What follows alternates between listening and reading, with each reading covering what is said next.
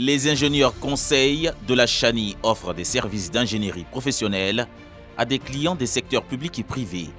Les ingénieurs conseils agissent aussi comme des représentants indépendants de leurs clients et sont responsables de trouver des solutions innovatrices à des problèmes techniques et d'offrir des conseils stratégiques en matière d'affaires et de gestion.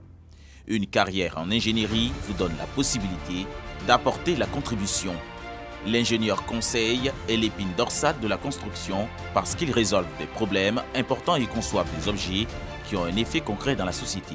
Un ingénieur conseil, je dirais, c'est un ingénieur d'abord qui a fait des études 5 ans après le bac et qui a une expérience supplémentaire. Pour devenir ingénieur conseil, il faut avoir un minimum de 5 ans d'expérience avant d'être agréé comme ingénieur conseil. Et un bureau d'études est dirigé forcément par un ingénieur conseil. Voilà ce que je peux dire. Mais il faut ajouter aussi que l'ingénieur conseil, il travaille dans plusieurs domaines. Domaine de l'ingénierie. Par exemple, les bâtiments dont on parle, les routes, les ouvrages d'art qu'on appelle les ponts et autres. Il y a plusieurs domaines, les barrages et tout ça, l'ingénieur hydraulique aussi, tout ce qui est problème d'assainissement, les ingénieurs conseils interviennent, etc., etc. Si on parle d'épine dorsale, c'est comme le corps d'un être humain, l'épine dorsale est très importante. En ce qui concerne les bâtiments, les immeubles surtout, en équivalence, le côté structure béton, c'est un peu comme l'épine dorsale d'un bâtiment. Et cette épine dorsale, c'est l'ingénieur conseil qui doit en prendre soin, qui doit faire attention à cela. C'est ce qui permet la stabilité du bâtiment. Et cette stabilité, il y a plusieurs étapes de faire en sorte de telle sorte que cela soit solide. Et une fois que cette partie béton est solide, le reste, c'est que de l'habillage. Et selon la loi de 2019, disons qui concerne le code de la construction et de l'habitat, ce sont les ingénieurs conseils qui sont chargés de la stabilité des bâtiments. Donc, pour répondre à la question, l'épine dorsale d'un bâtiment, c'est l'ingénieur conseil qui doit veiller à cela. Et c'est très important.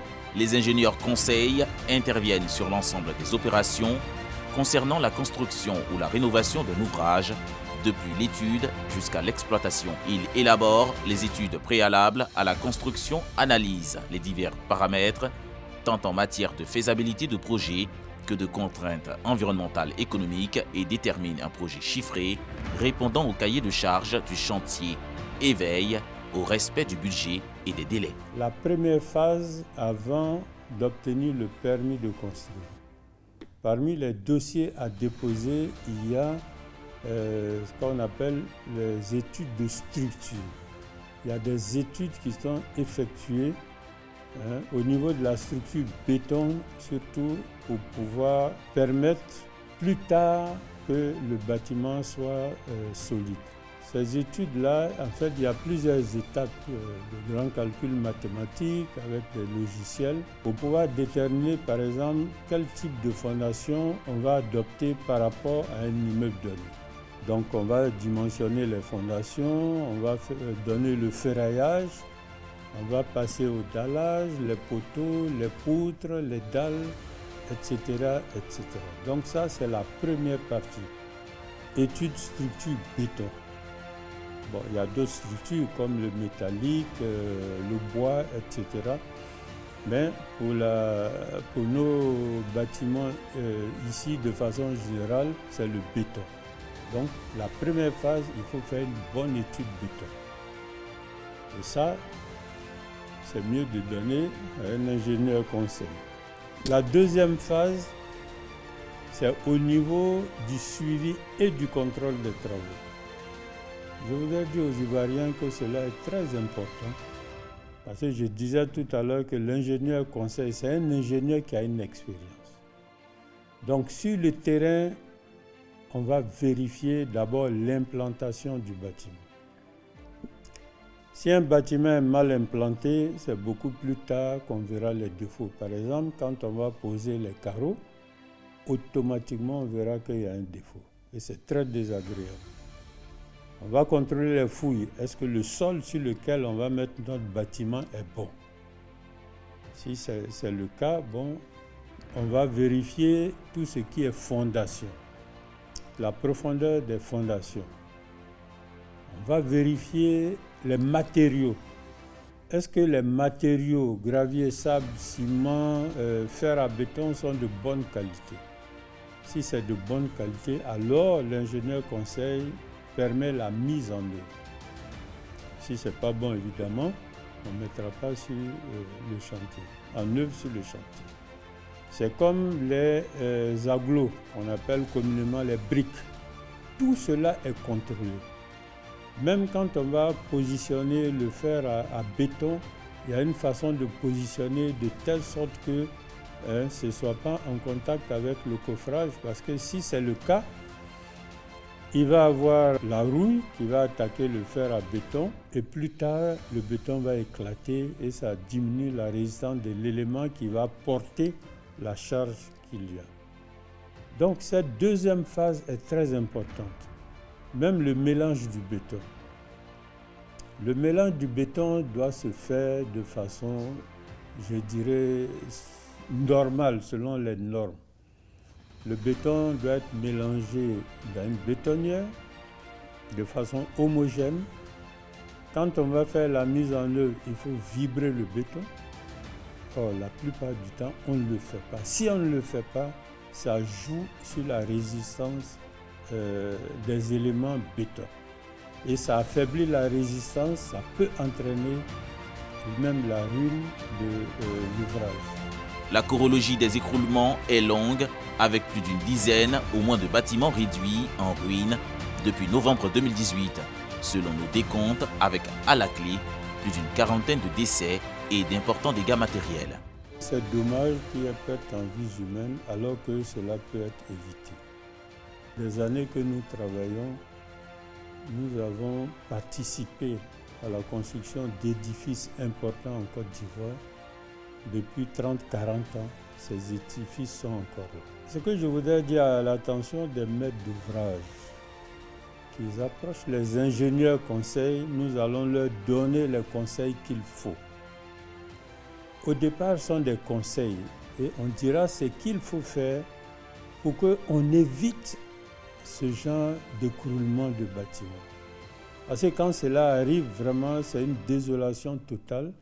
D'abord, le maître d'ouvrage, il perd de l'argent parce qu'un immeuble écroulé, si on a la chance qu'il n'y a pas de perte en vies humaines, mais financièrement, c'est très très lourd. Et pour éviter cela, le fait de s'adresser à un ingénieur conseil, on évite tous ces problèmes-là.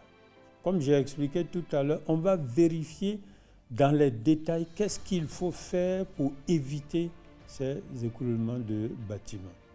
Le conseil que je peux dire, adressez-vous aux spécialistes qui vont donner les conseils nécessaires, qui vont dire le cheminement à avoir avant même la construction. Au début de la construction, pendant la construction et à la fin de la construction. Nos ingénieurs mettent leurs compétences et leur savoir-faire dans la conception, la réalisation et la mise en œuvre des projets professionnels compétents et chevronnés en mesure de vous réaliser des études ou prendre en charge de A à Z des projets d'envergure. Si je prends mon cas personnel, j'étais dans une société de construction. Nous avons réalisé le palais des sports de Treichville.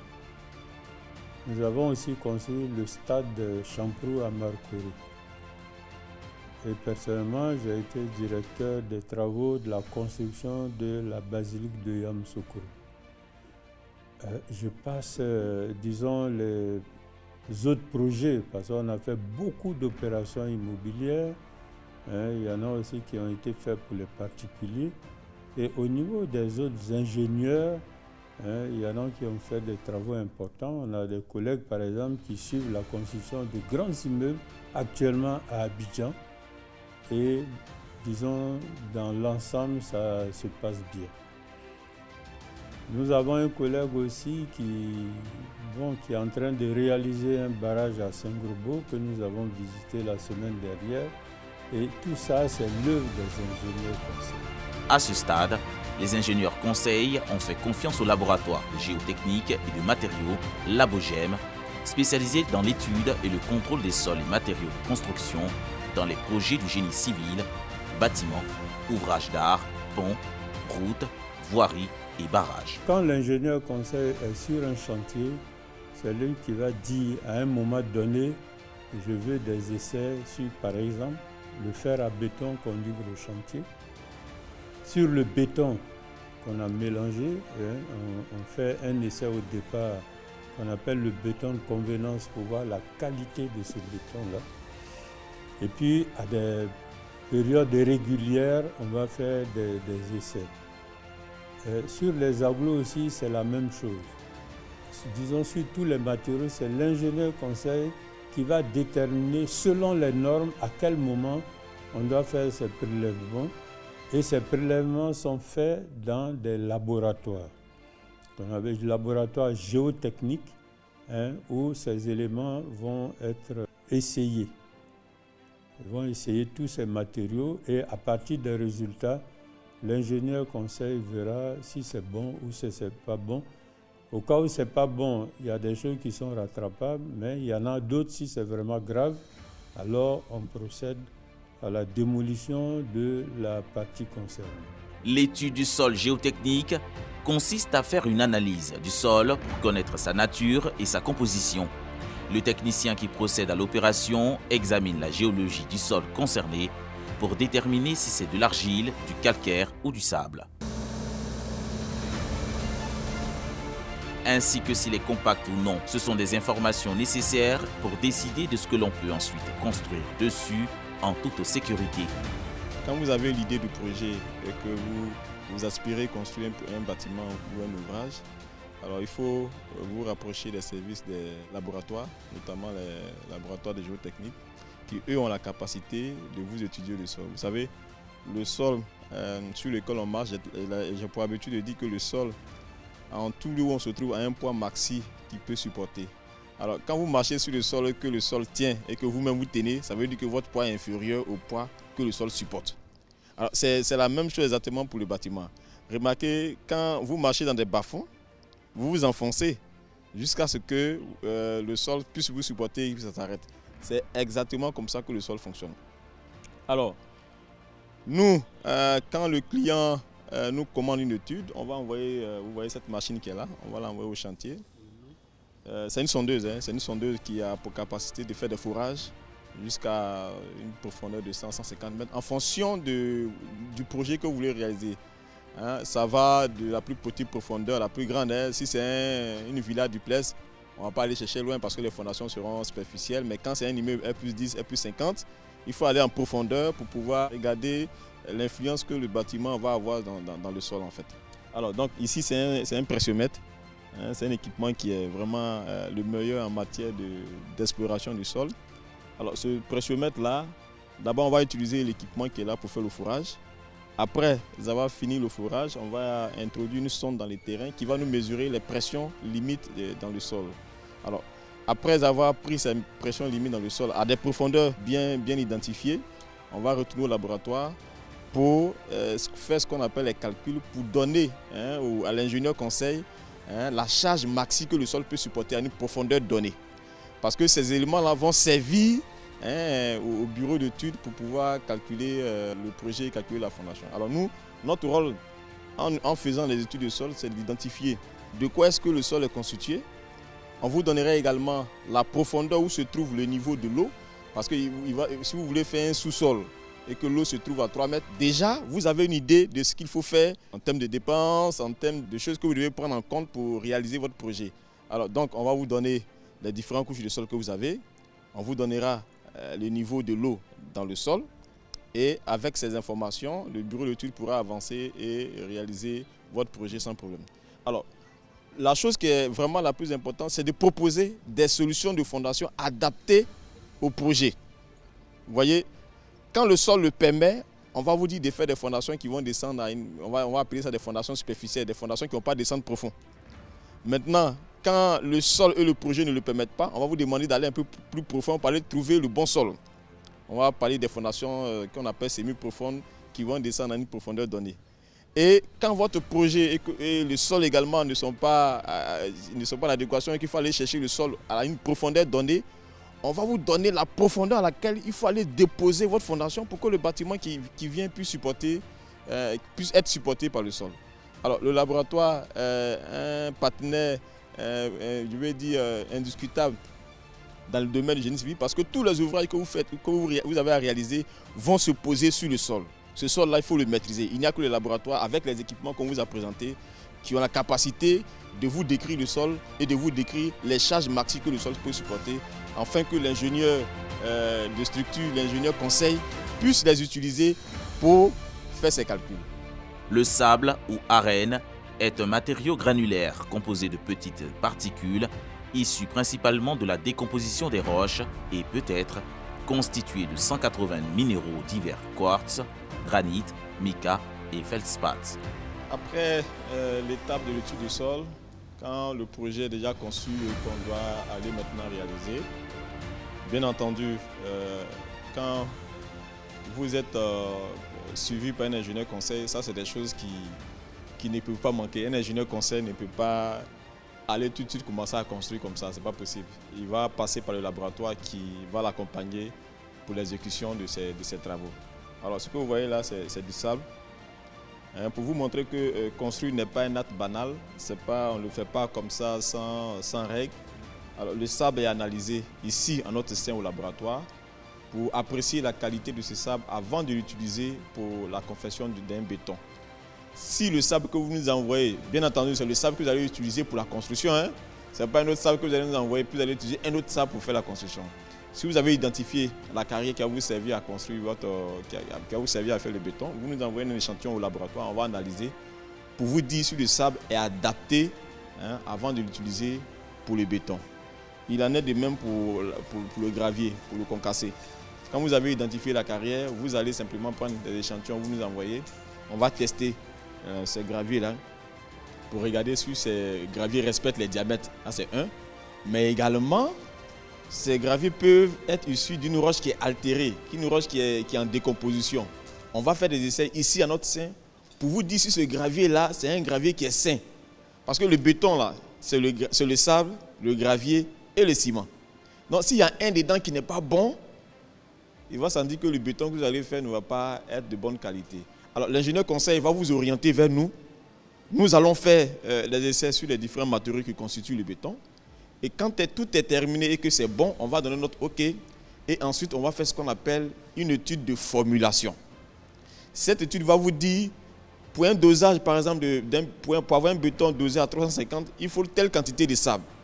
Il faut telle quantité de gravier, telle quantité de ciment. Et également, voilà la quantité d'eau qu'il faut pour atteindre la résistance donnée.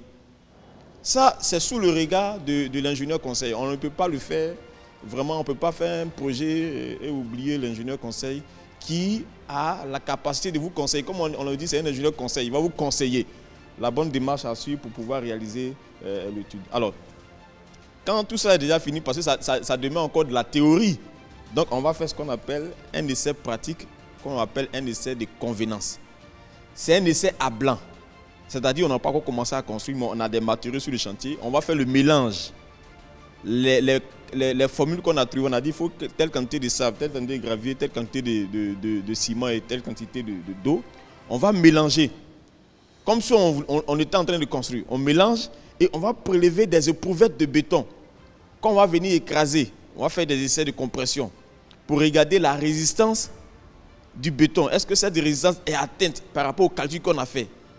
Quand tout ça est bien maîtrisé, on va vous donner le OK pour aller mettre en place ce béton qui est déjà bien étudié et bien calculé.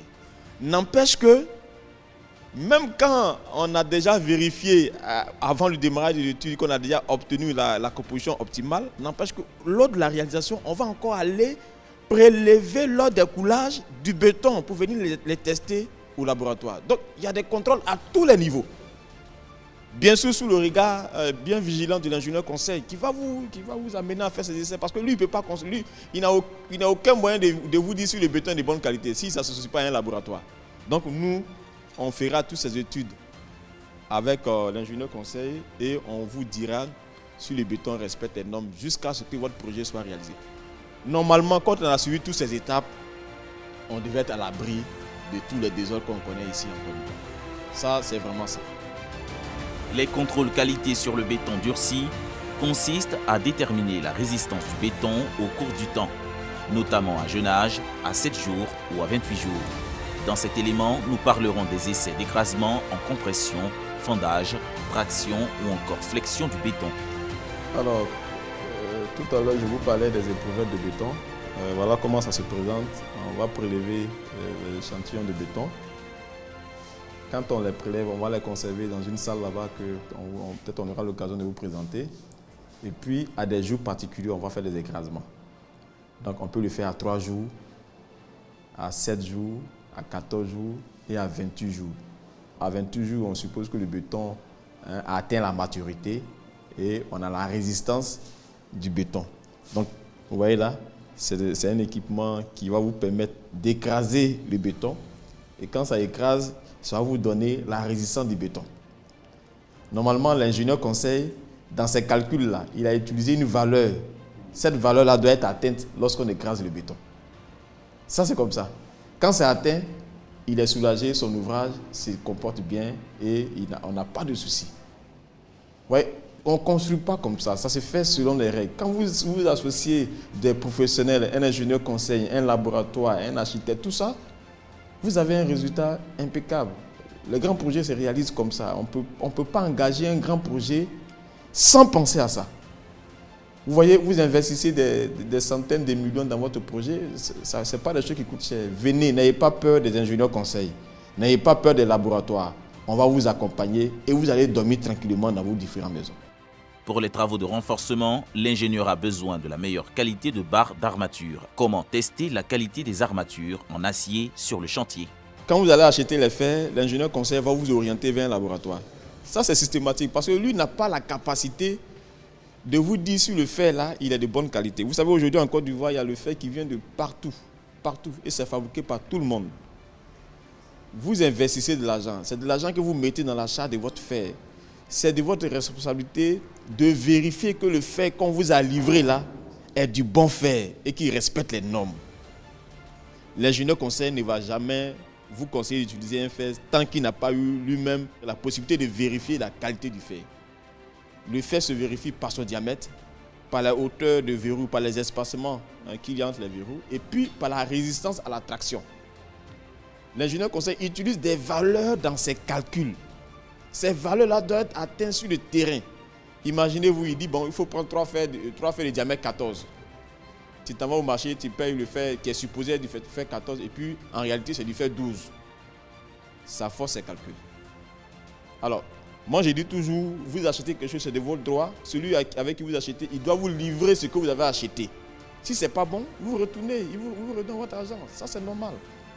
Voilà, donc pratiquez les laboratoires qui ont des équipements en leur sein. Voilà l'équipement qui est là. C'est des équipements qui sont vérifiés. Nous, on est un laboratoire accrédité, donc constamment, les essais le matériel est constamment vérifié pour être sûr qu'on vous donne des résultats qui sont fiables. Et mieux, nos certificats sont reliés de façon mondiale. Aujourd'hui, de façon mondiale. Quand je fais un essai ici à Abidjan, qu'un Chinois ou bien un Français fasse les essais, on a les mêmes résultats. C'est comme ça. Et nous, on fait de sorte à s'améliorer de jour en jour pour produire des équipements qui respectent les normes, de telle sorte que, parce qu'on est un laboratoire, on doit confirmer si des matériaux sont bons ou pas. Donc nous-mêmes, on se fait contrôler ici pour assurer cette continuité dans nos compétences. Donc, rapprochez-vous des laboratoires, rapprochez-vous de l'ingénieur conseil qui va vous conseiller, qui va vous conseiller et qui va vous envoyer vers nous pour attester de la qualité des aciers que vous achetez sur le marché. C'est pas bon, vous retournez. Vous avez payé, on vous retourne votre argent. L'ingénieur conseil est un ingénieur diplômé d'État qui exerce dans le grand respect des règles déontologiques propres à l'exercice en profession libérale, à savoir l'indépendance, la responsabilité et le secret professionnel qui explique le code d'éthique de la Chani. Avec autant de philosophie, l'ingénieur peut devenir plus qu'un métier, un art de vivre. Ses responsabilités dépendent de la nature de sa mission. En parlant de mission, nous allons faire d'abord un tour à Angré Cocody pour contempler l'immeuble R+3 en construction des mains d'un ingénieur conseil avant le joyau ingénieux construit sur le fleuve Bandama dans la circonscription de Tabo Sud où se déroule selon le modèle unique dans sa conception financière et sa réalisation technique portée par Ivoire Énergie, un groupe ivoirien présidé par un ingénieur conseil, M. Alain Ety. Le contrôle se fait tous les jours et c'est le rôle de l'ingénieur conseil. Depuis la conception, c'est-à-dire que les plans d'exécution, les plans béton qui sont faits, il se les approprie, il vérifie si c'est conforme, alors c'est mis en place. D'abord, on va faire une implantation des bâtiments. Quand l'implantation des bâtiments est faite, on vérifie, l'ingénieur conseil vérifie, est-ce que l'implantation est bonne? Parce qu'une mauvaise implantation, ça peut jouer plus tard sur le bâtiment lorsque, par exemple, on va mettre en œuvre le carrelage. Après l'implantation, il y a les fouilles. Et les fouilles se contrôlent à partir des essais de sol qui ont été faits auparavant. On va regarder, est-ce que le sol qui a été essayé est bon?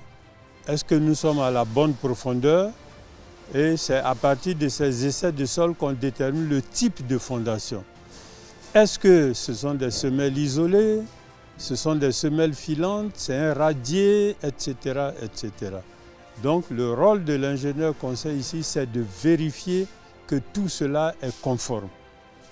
Et s'il y a des choses qui ne vont pas, ça va être écrit, noté dans la semaine, ce qui ne va pas. Et l'entrepreneur est chargé de corriger cela.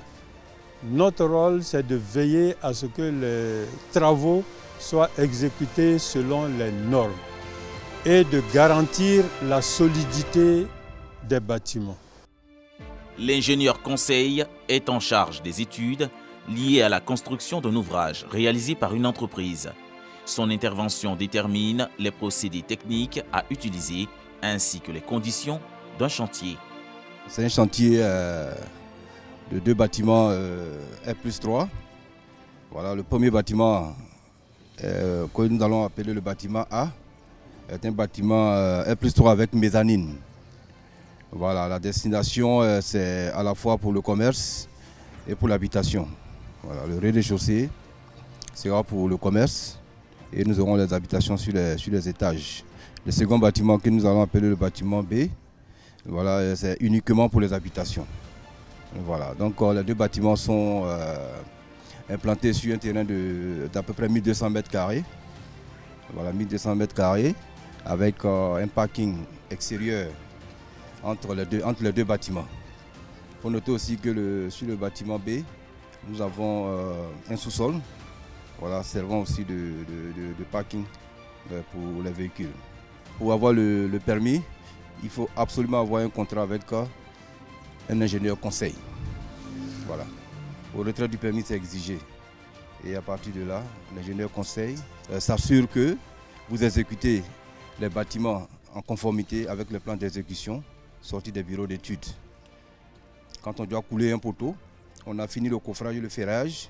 Avant de faire le bétonnage, nous avons recours à l'ingénieur conseil pour voir la conformité et du ferrage et du coffrage avant que nous ne mettions en place le béton. Donc vous comprenez que nous sommes liés à l'ingénieur conseil. Ça permet au maître d'ouvrage, c'est-à-dire le propriétaire de la bâtisse, d'être rassuré de la solidité de son bâtiment. Voilà. Il faut toujours être accompagné par un ingénieur conseil. Voilà. Ça permet aux entrepreneurs de s'appliquer et de sortir un résultat vraiment acceptable. Pour cela, il procède à diverses simulations lors de la phase de conception.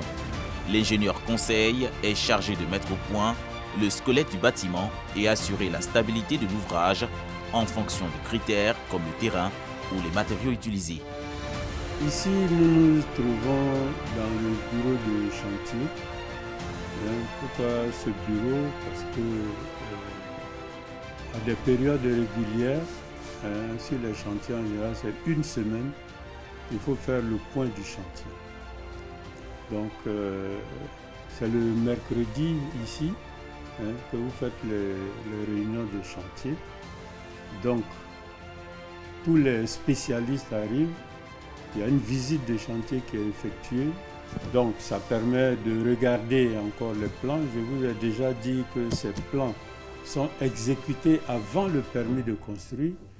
Et lorsqu'il y a un ingénieur conseil sur le chantier, lui, il vérifie ses plans.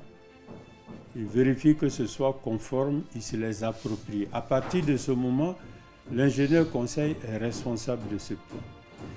Donc, quand on fait les visites de chantier, les plans sont vérifiés que ça respecte les normes et ça respecte ce qui a été déjà établi. Maintenant, ces réunions permettent aussi de voir tous les points techniques. Ce qui est bon, on passe là-dessus. Ce qui n'est pas bon, c'est relevé dans un cahier de chantier. Et même en dehors du chantier, la période de réunion, je veux dire, il y a un autre cahier, le cahier des observations. Par exemple, le maître d'ouvrage, le propriétaire des bâtiments, si parce que lui il constate quelque chose qui ne va pas, il écrit dans le cahier en tant que profane. Si l'ingénieur conseil aussi passe en dehors du contrôle régulier, il peut faire des observations aussi. Et ces observations, on est obligé de les prendre en compte pour la bonne marche du chantier.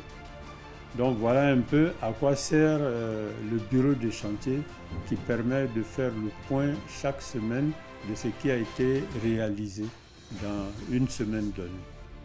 Situé sur le fleuve Bandama à 23 km en aval du barrage, existant de Tahabo et en amont du confluent de la rivière Inzi long de 1400 mètres, le barrage de Sengrobo-Awati sera constitué essentiellement d'une digue en enrochement et va relier les villages de Sengrobo rive gauche et d'Awati rive droite. Il sera d'une puissance de 44 MW pour une production de 212 GWh, soit l'équivalent de la quantité d'énergie produite par les barrages d'Ayami 1 et 2 réunis.